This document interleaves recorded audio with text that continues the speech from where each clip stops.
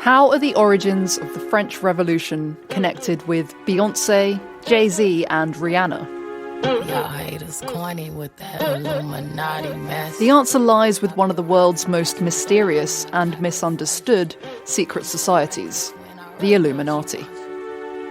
So the Illuminati were a group that was founded in a Bavarian university town, Ingolstadt, by a man named Adam Weishaupt in 1776. So note the date, and if you're a conspiracy theorist, you think 1776, well, that's when the United States declared its independence. This cannot be a coincidence. And there they go. But the Illuminati. That's Michael Butter, conspiracy theory researcher and professor of American studies at the University of Tübingen in Germany. When it comes to conspiracy theories, remember, there are no coincidences. Nothing happens by accident, nothing is as it seems, and everything is connected. Everything is connected. Everything is connected.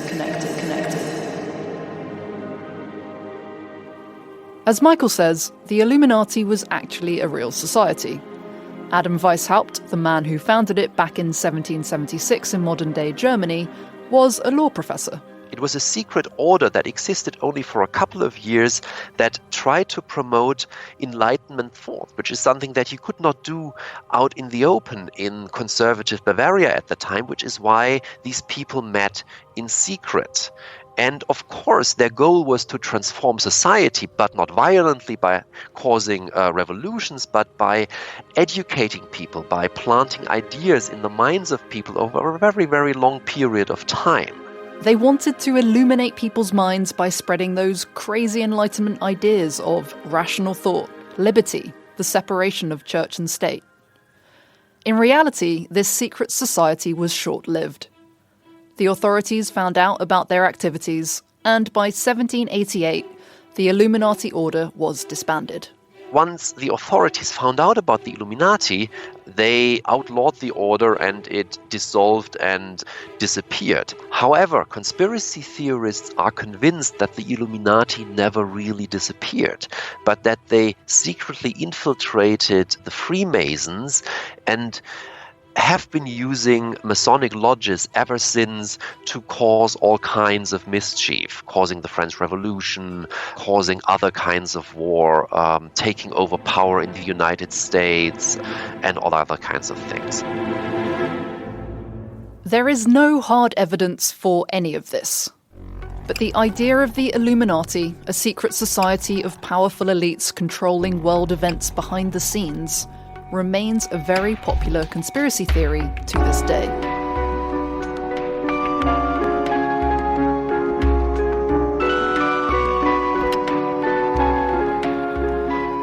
You're listening to The Expert Guide to Conspiracy Theories, a podcast series from the Conversations Anthill podcast. I'm your host, Annabelle Bly. In this episode, we are going to be exploring the history of conspiracy theories.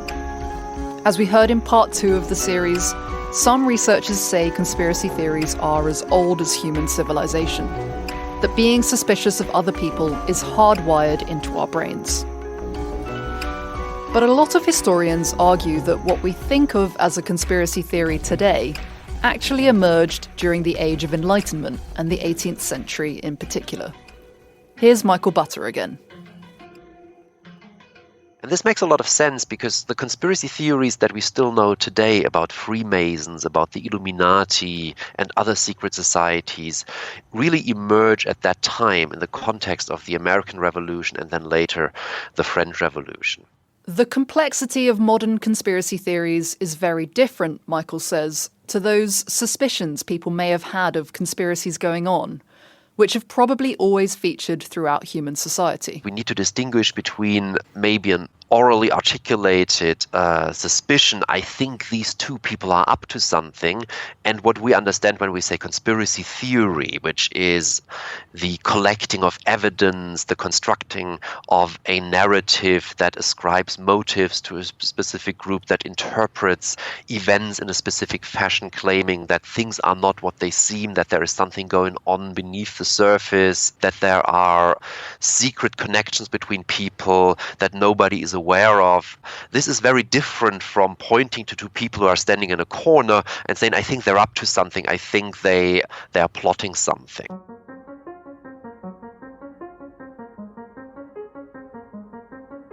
The level of complexity that modern conspiracy theories have is built on a way of thinking that emerged in the Enlightenment.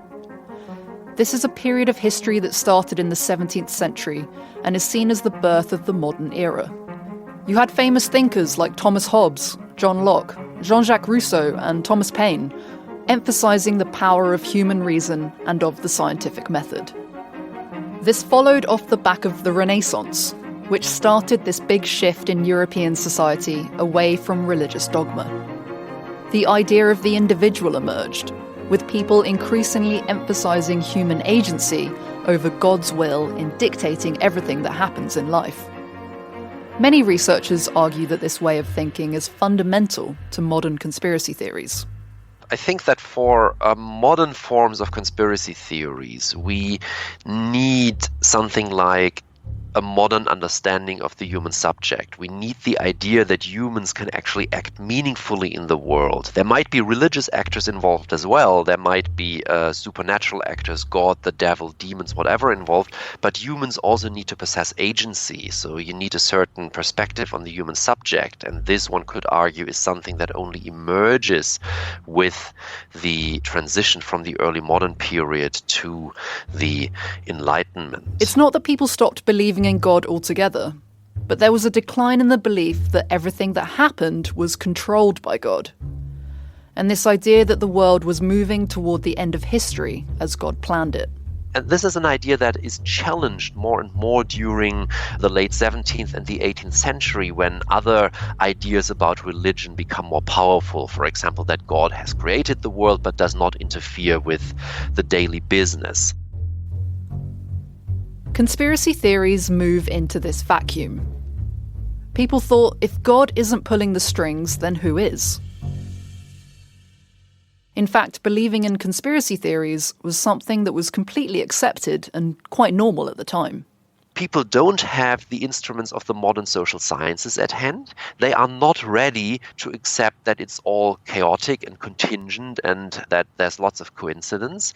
So conspiracy theories step in and they fill this gap, because conspiracy theories effectively allow you to stick to the old religious narrative, but at the same time they allow you to secularize it, because now it's no longer God who is pulling the strings in secret and controlling events, but it is the conspirators. So the course of history is still very ordered. You can exclude chaos, you can exclude unintended consequences. It is only now that there are evil people responsible for it and no longer a benevolent God. This major shift in the way that many people in the West thought converged with some major political upheaval in the 18th century. American independence and the French Revolution. To find out more, I spoke to Andreas Unearthing, Associate Professor in Intellectual History at the University of Gothenburg in Sweden. He says the French Revolution really cemented conspiracy theories as a valid explanation for political events. The first establishment of a secular republic occurs on the other side of the Atlantic in the United States, but it becomes really dangerous when it happens in the middle of Europe, in one of the oldest kingdoms of Europe, which is France, which is completely turned upside down. The old order is transformed into a secular republic. It's hard to stress how significant the French Revolution was. People demanded answers to explain the upheaval that took place, and they looked for someone to blame. I think that there are two things that are absolutely necessary to point out here. The one thing is that the change came so rapidly. Within a couple of years, you were going from an absolutist monarchy that is underpinned by Catholicism as a state ideology to a secular republic where religion is completely wiped out as the foundation of statehood. So it is a radical change. The second thing is how violent it was. The revolution had many stages. There was a civil war, there were executions, and a reign of terror by the new secular government that came into power. And the bloodiness of the conflict and the violence that is attached to it makes people put off, because in the first phase of the French Revolution, you find some sort of endorsement among European intellectuals who say, what's this, what we told you? If a country does not reform according to the spirit of Enlightenment, you will have these internal conflicts. Or look at America, they are living a prosperous life now. They have cut their ties with the British crown. So the French should be able to do the same thing, and so on. But when the revolution really turned violent, and when they started to kill their own people and even the king, which still was a sacrilege, so to speak, then you come into a situation where the speed and the violence had to be explained to people. This gives rise to a conservative backlash, both by people in France who wanted to turn the clock back on the revolution, and by people in Britain who were afraid the violence would spread across the Channel and Britain too would be transformed into a secular republic. So these two movements, the conservative backlash and the British interest for self-preservation of their form of government, intersected into a powerful movement that tried to explain away the agency and to paint it as something dark that had orchestrated this entire development. And so the Illuminati conspiracy theory was born. Remember, the Illuminati order was a real society founded in 1776 to promote Enlightenment thinking. Despite the fact that it had already been disbanded by the time of the French Revolution in 1789, the Illuminati was blamed for it, along with others labelled radical enlighteners. Andreas says the Illuminati were accused of masterminding this whole set of events. People thought it was part of their master plan to turn the entire system upside down. So as a blueprint to say, okay, we are going to mind control the population with the values of the Enlightenment. We are going to put books in the hand of the populace so that they can make up their own mind. Then we are going to attack the sacred institutions of our countries. And then we are going to lead a violent upheaval that will result in the abolition of the crown and the church. That's what people thought the Illuminati's plan was. There were forces in France who expressed these conspiracy theories and were part of an emerging coalition against the new republic. And there were those that had fled France and were living in exile in Britain. One influential voice was a Catholic priest named Abbé Baruel, who wrote a book about the revolution that blamed the Illuminati for orchestrating it. A Scottish scientist called John Robison also picked up on this theme. He wrote a book called Proofs of Conspiracy, again blaming the evil forces of the Illuminati and Freemasons for working together to instigate the French Revolution and spread chaos. This found fertile ground in Britain because Britain was afraid that the French Revolution would tip over. We had the Irish Rebellion that was ongoing and that broke out in 1798, and both Baruel and Robison were popularized in the media. For certain political groups, the Illuminati became the bogeyman for dark forces at work in the world. Something they could blame for things that were going wrong, and something politicians could point to that people should be afraid of. The Illuminati was used to help people make sense of the French Revolution, and became a central feature of European politics well into the 19th century. The anti-French coalition in Europe, which consisted of Britain, Prussia, Russia, Austria at the time, they were not interested in the spread of any republicanism in Europe at all. They wanted to keep different versions of monarchy, absolutist or parliamentary, as you could call the British system, in place. They were not at all interested in the spread of the ideas of the French Revolution, not even in the form of Napoleon. So you have this high goal in international politics. We don't want to have a system change. And then how does that translate into domestic politics? Domestically, the conspiracy theory was used to suppress freedom of association. There was a big uprising against British rule in Ireland in 1798, the Irish Rebellion, and there were various groups pushing for more political power for the masses in England. So the government pointed to dark forces at work behind the scenes that were trying to destabilise the system. They used this to stop groups from meeting up to discuss dangerous ideas. The Illuminati conspiracy theory also took hold in America at the same time. Michael Butter told me how the second president of the United States, John Adams, believed that the Illuminati were targeting his new government. And much of the legislation of the Adams administration, including the Alien and Sedition Acts... These laws made it easier for the government to deport foreigners and made it harder for immigrants to vote. ...can only be explained against the background of this Illuminati scare that gripped New England and especially Adams's Federalist Party at that time. But Michael Butter says it's important to recognise that the American Revolution didn't just give rise to conspiracy theories. They had actually been a driving force in the move for independence a few decades earlier. The American Revolution can be seen as the result of a large conspiracy theory that was held by some of the most prominent founding fathers, including George Washington, Thomas Jefferson, and also John Adams. They believed, or slowly came to believe during the 1760s and 70s, that what the colonies were suffering from were not some unfortunate measures by the British Parliament, but that they were actually the victims of a huge plot orchestrated by the king's ministers and also King George III himself against liberty everywhere. And as the famous American historian Bernard Bailyn already showed in a book from 1967, this legitimized for them their revolutionary efforts and was an important factor in leading to the American Revolution and thus to the formation of the United States. This is because conspiracy theories were a normal way of understanding what went on in the world at the time.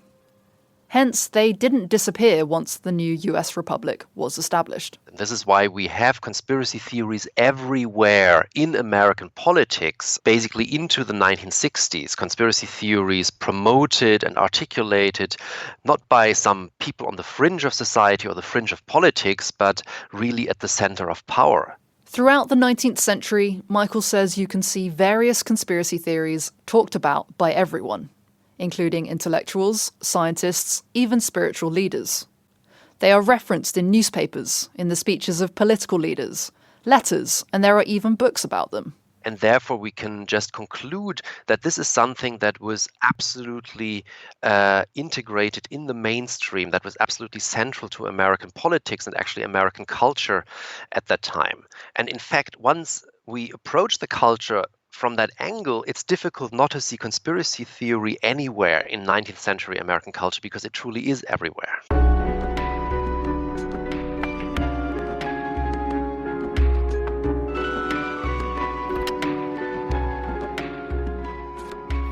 The Anthill podcast is produced by The Conversation. We're a news website that gives a voice to academic experts from around the world. The Conversation is a charity. We don't have ads, we don't have corporate backing, and we don't have a paywall. Our support comes largely from universities, charitable institutions, and donations from people like you. If you'd like to invest in experts and help spread their message to a global audience, please consider donating. Go to donate.theconversation.com/UK. That's donate.theconversation.com/UK.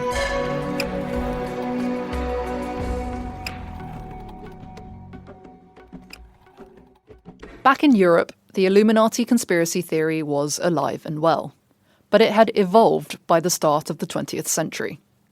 Andreas Unearthing explains that revolutionary political movements continued to sweep the continent. What happens at the end of the 19th century is that we have an amalgamation of these political conspiracy theories in the aftermath of the French Revolution with anti-Semitism. And this is a conscious amalgamation which happens in the so-called Protocols of the Elder of Zion. The Protocols of the Elders of Zion is a fake transcript of a fictional secret meeting of Jewish leaders plotting world domination. It was first published in 1903 in Russian and then translated into multiple languages. Now, I can't emphasize enough that the document is a forgery. And that's because it is still referred to by conspiracy theorists today as evidence of a secret plot for world domination by a cabal of Jewish elites or bankers. These are classic anti-Semitic tropes that get rolled out by lots of conspiracy theorists. The exact origins of the document are obscure. Some say it's the Russian Secret Service, some say it's an author who just penned together an anti-Semitic novel with some kind of strange conspiracy theories that were around before. From a Russian perspective, this would have made sense at the time because the entire movement of democratic reform that had led to different adaptations and the formation of two national states in Europe, Germany and Italy, for instance, was still perceived as a threat by the Russian system, which still was a divinely ordained monarchy. It's basically political propaganda. And Andreas says it adds a sinister twist to the previous Illuminati conspiracy theory that blamed radical Enlightenment thinkers for the French Revolution and other political upheaval. Behind all these organizations and behind what they then in the 19th century saw was developing social democracy, communism, the international banking system, international media and so on, we have yet another more powerful sinister group, which are the Jews. Sadly, anti-Semitism was nothing new. It had been around for centuries in Europe. But grouping Jews together with the Illuminati and other Masonic conspiracy theories of the 19th century made for a toxic mix. It elevated the perceived threat of Jewish people to society. And this idea gained a lot of currency in the early 20th century. When Germany lost the First World War, a conspiracy theory immediately sprang up that the country was stabbed in the back by domestic forces working with international elites to bring down the country. A big promoter of this idea was a nationalist leader called Erich Ludendorff. Ludendorff was a German general, was in fact kind of ruling this entire military regime of Germany at the end of the First World War. And he was prolific in pushing these international elites where exactly what was outlined in the protocols, namely international Jewry in combination with a host of secret organizations, also the Freemasons. So after the war, he sat down and wrote a book on this. This all became a pillar of Nazi ideology, which pushed the idea that Germany needed to get rid of these secret elites. Conspiracy theory switches from a powerful political idea to a terrible reality after 1933, with the persecution of Jews and the Holocaust. Britain was not immune from this kind of thinking. The idea of the Illuminati working behind the scenes to control world affairs was picked up by a popular author in the 1920s called Nestor Webster. I spoke to Lindsay Porter, who's written a book on the Illuminati about Webster. She wrote a series of history books that were all purporting to be, the kind of secret truth of the history of the world. She really, over a 30-year career, wrote several titles of revisionist history, starting with one of the French Revolution. Webster picked up on the earlier works of Abbé Baruel and John Robeson. It doesn't matter that these works had been totally discredited by their peers. Webster refers to them as proof that the Illuminati orchestrated the French Revolution. And then she connected the works of the Illuminati with every major world event up to her present day. And she's combining then, if you like, the Illuminati myth with fears about communism. She has, in the first edition of the Socialist Network and World Revolution, she has separate charts that are tucked in the back that you can sort of unfold like this vast family tree or genealogy of every left-wing group in Europe, and she traces them back to Adam Weishaupt. That's that German law professor who founded the Illuminati secret order that we heard about at the beginning. So she's really coming from her kind of extreme right point of view and using the Illuminati as a way of kind of pinpointing an enemy that she and all of her like-minded, readers must be vigilant against. Webster also absorbs the anti-Semitic feelings of the period into the Illuminati myth. Oh, and it's probably worth noting at this point that she was a member of the British Fascist Party. So she's beginning to conflate all kinds of enemies, if you like, of the right, of which a kind of vast Jewish conspiracy becomes part of her worldview. And she's influenced by another document, but this is a really kind of venomous and hateful forgery that came out around the end of the 19th, early 20th century, called the Protocols of the Elders of Zion, which still circulates in the kind of darker recesses of the internet today. Lindsay says that the Protocols of the Elders of Zion had largely been discredited in Britain by the time that Webster was writing. But Webster's books managed to mix the Illuminati conspiracy theory with the anti-Semitism of the time and cement it in public consciousness. These books play a crucial role in the evolution of the Illuminati conspiracy theory. When we're tracing the trajectory of the Illuminati myth, it becomes a sort of baton that is passed over decades. So while Nesta Webster is being discredited by anyone with any knowledge of history, with anyone who is opposed to her politics, with anyone who is, quite frankly, not going to take an historian seriously who is blaming world events on secret cabals, in terms of her contribution to beliefs and conspiracy theories, she actually is quite significant because, she has published these 7 books. She sticks to her kind of worldview. And when the next wave of anti-communism arises in the United States in the 50s and 60s, they refer back to the works of Nesta Webster. If you picked up one of Nesta Webster's books and knew little about the author or the subject matter, you could easily trust them, especially if they aligned with some of your existing views. This is what happens in the 1950s and 60s. Webster's ideas get transplanted to the US, where they are picked up by conservative groups concerned with fighting communism. One group in particular cites Webster, the John Birch Society, which was founded in 1958 to defend the US against the threat of communism. The John Birch Society saw the US as a country pitched in a grand battle of good versus evil, light versus darkness, between the spirit of Christianity and the spirit of the Antichrist. It saw the Illuminati as behind the communist forces of chaos in the world. And a lot of its work underpinned the anti-communist witch hunts of the McCarthy era. While all of this is going on, people are increasingly beginning to question the legitimacy of conspiracy theories as a way of understanding the world. We heard a little about this in part 1 of the series, which explored how the term conspiracy theory only became a pejorative in the middle of the 20th century. The Illuminati played its role in this too. The level of influence the order was deemed to have by groups like the John Birch Society had become so grandiose and all-encompassing that elements of the 1960s counterculture began to parody it.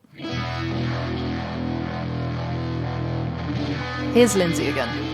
So the seed was originally planted in an underground newspaper available in New York's East Village, which in the 60s and 70s was really the epicenter of the East Coast counterculture.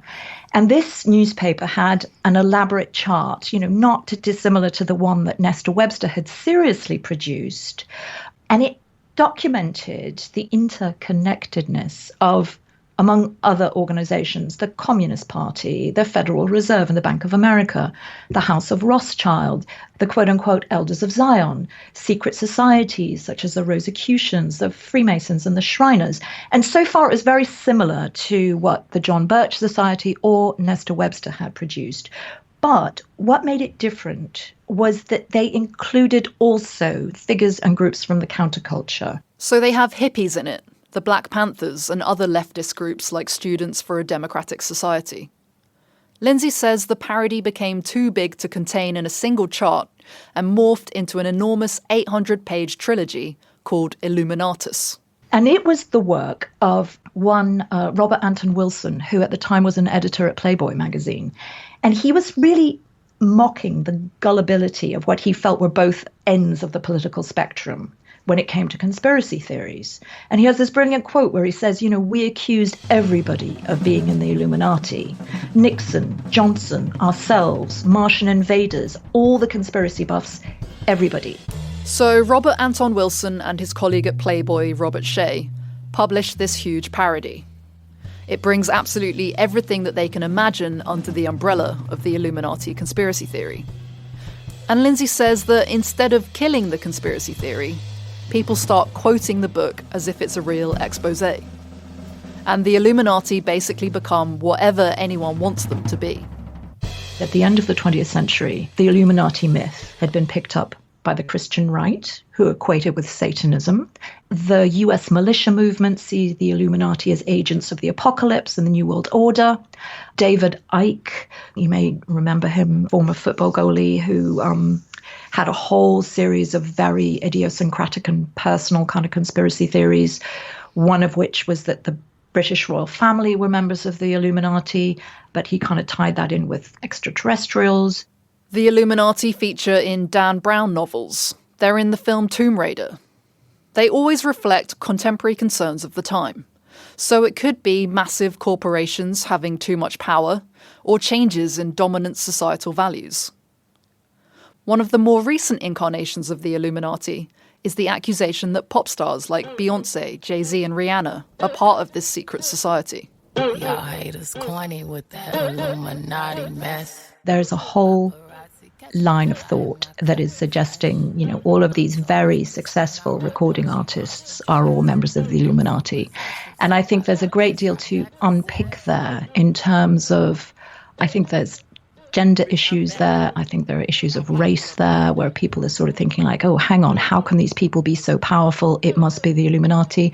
At the same time, someone like Rihanna is really playing with that, and she will purposely, in her performances, make a little eye in the pyramid symbol, and that sort of triangle is seen as a kind of shorthand for the Illuminati. There are parallels here with how the counterculture of the 1960s mimicked and mocked Illuminati conspiracy theorists.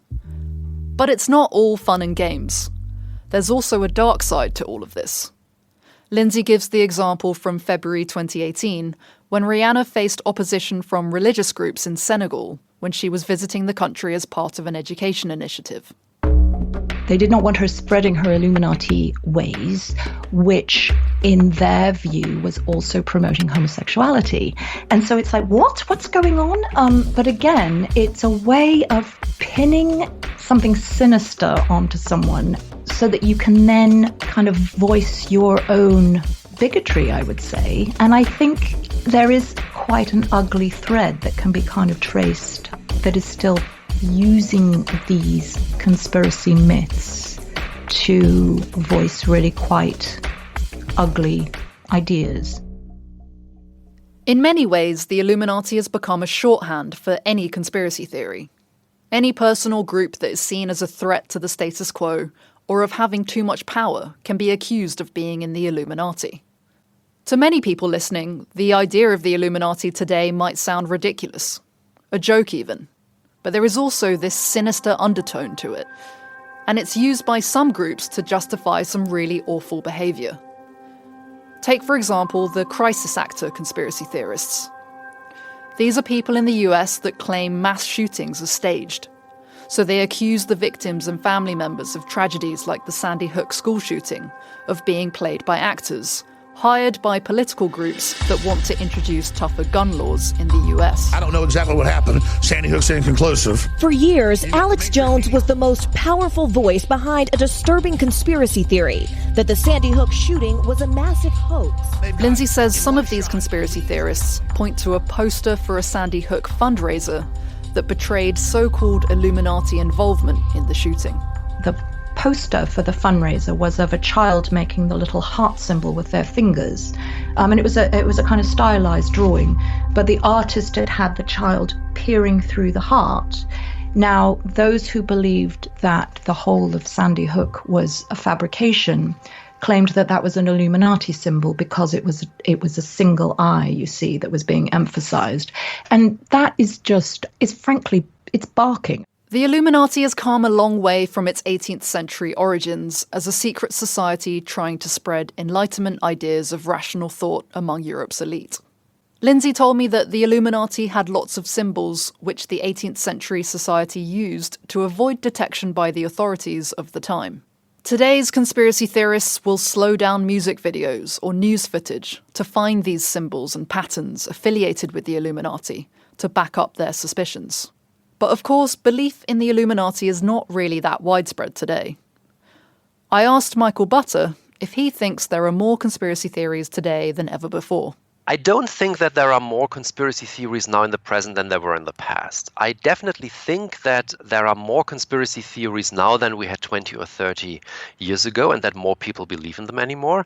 But I think we still have less people believing in conspiracy theory than we had 100 or 200 years ago, because it was so normal and it was not at all problematized back then. So conspiracy theories have increased again, but I don't think we are anywhere near the level yet at which we must have been 100 or 200 years ago.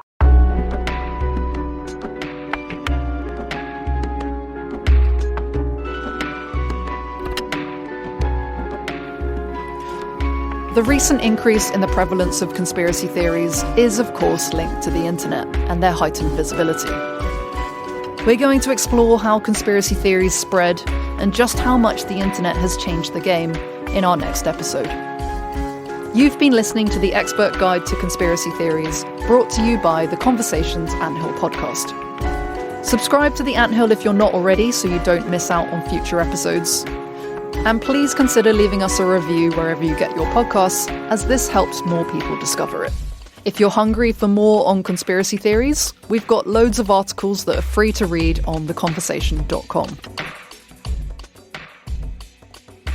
Thanks to all the researchers who spoke to us for this episode, and City University of London for letting us use their studios. Special thanks to Claire Birchall, Peter Knight and Michael Butter, who've helped bring this podcast into being, and to the Cost Action Compact for funding it.